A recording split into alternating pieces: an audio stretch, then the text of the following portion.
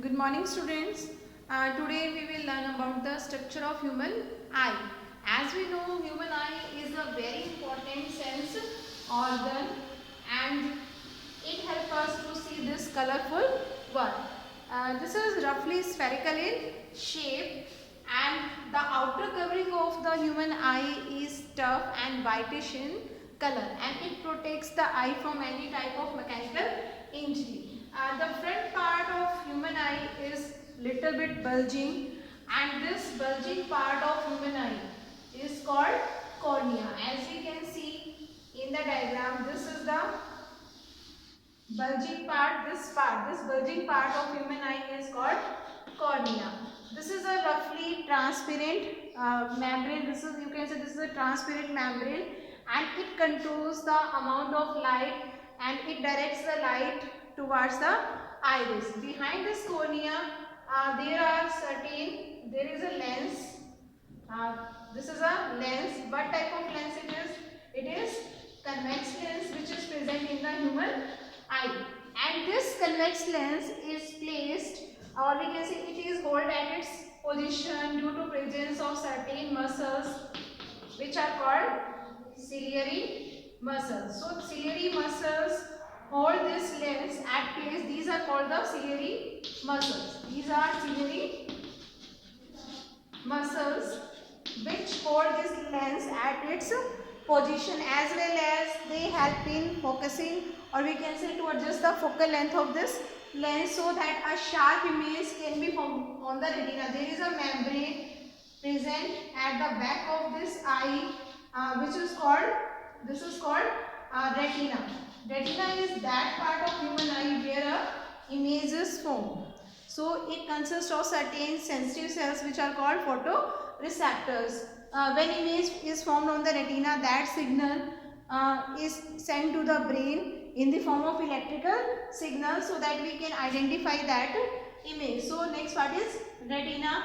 In the same way, this part of in front of the eye, this is called iris. This is called iris, and the color of the human eye is the color of iris. You have seen certain people have blue eyes, some have brown eyes.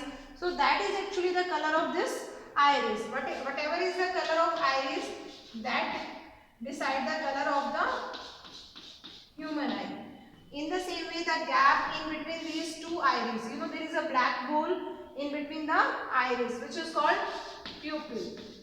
So this pupil controls the amount of eye which is entering inside the eye. Whenever we go to a dark room, our pupil expands, and when we are coming in bright light, it contracts. So amount of light is controlled by this pupil. So in this way, there are different parts, and the nerves which originate from the back of the human eye, they are called optic. These are the optic nerves. The outer part, you can say, is sclera, and the inner membrane of the human eye is called corona. So these are the important part of human eye. Now I am again explaining functions one by one. Cornea is the outermost transparent bulging part. It directs the eye towards the lens. Next, these are pupil and iris. They control the amount of the light which is entering inside the eye. The color of the eye is due to this iris. If it is bluish in color, we have seen that person has blue eyes and so on. This lens make a image on a sensitive membrane called retina. So retina is that part where image is formed. In the same way, outer covering sclera, inner covering choroid, and there are certain optic nerves which originate from the back of the eye and they transmit the electrical signal to the brain. Now how this eye works, whenever light, how we are able to see the objects. Whenever light is reflected back from an object, we are able to see that object. So when light comes after reflecting from an object, that enters into the eye, and the amount of that light is controlled by these cornea, iris and pupil. Then lens makes a sharp image at the retina. retina consists of certain photoreceptors, and these photoreceptors convert these signals into electrical signals which are conveyed to the brain through these optic nerves. Now brain decide what we have to see or what we have seen, and similarly there are two types of cells in the human eye. These are called rod cells and cone cells.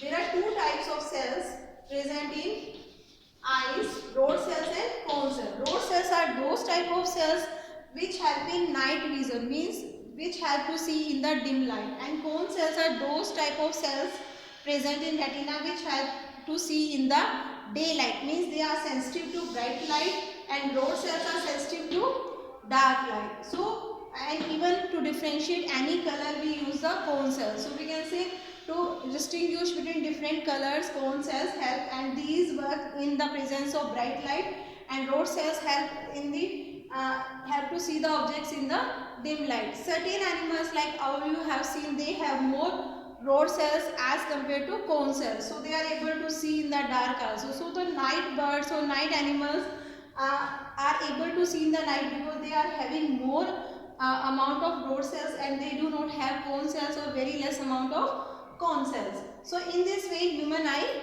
works. This is just like a camera.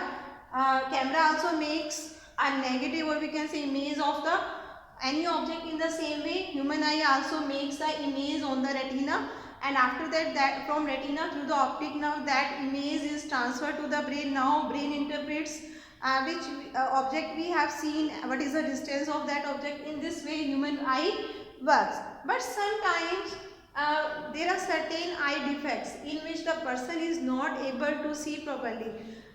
You have seen certain children, some people who can't see the distant object clearly. That is called eye defect. So there are certain eye defects.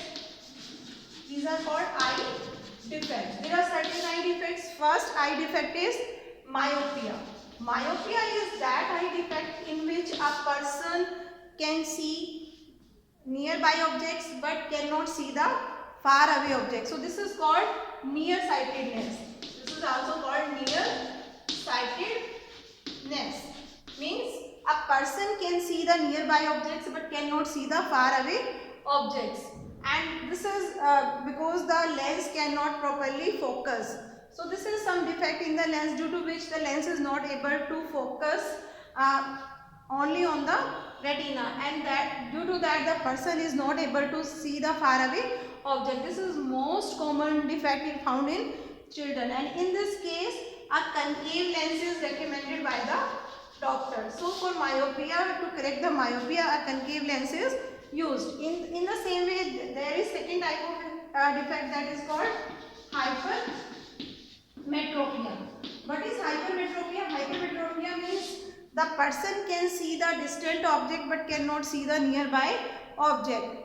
In this defect generally a convex lens is used so that the image is formed sharply on the retina. So in both cases the eye cannot focus, or we can say lens cannot focus sharply on the retina, due to which these two defects arise. So to correct the myopia a concave lens is used, and to correct the hypermetropia a convex lens is used. Even in some old people there is other type of defects also, like presbyopia, where a person cannot focus on nearby objects as well as far away objects. So in that case generally bifocal lenses are used. And in some people there may be infection of eyes, that is called conjunctivitis. So all these are the eye defects, and these can be corrected by using different types of lenses according to that defect. So we should take care of our eyes. Thank you. Have a nice day.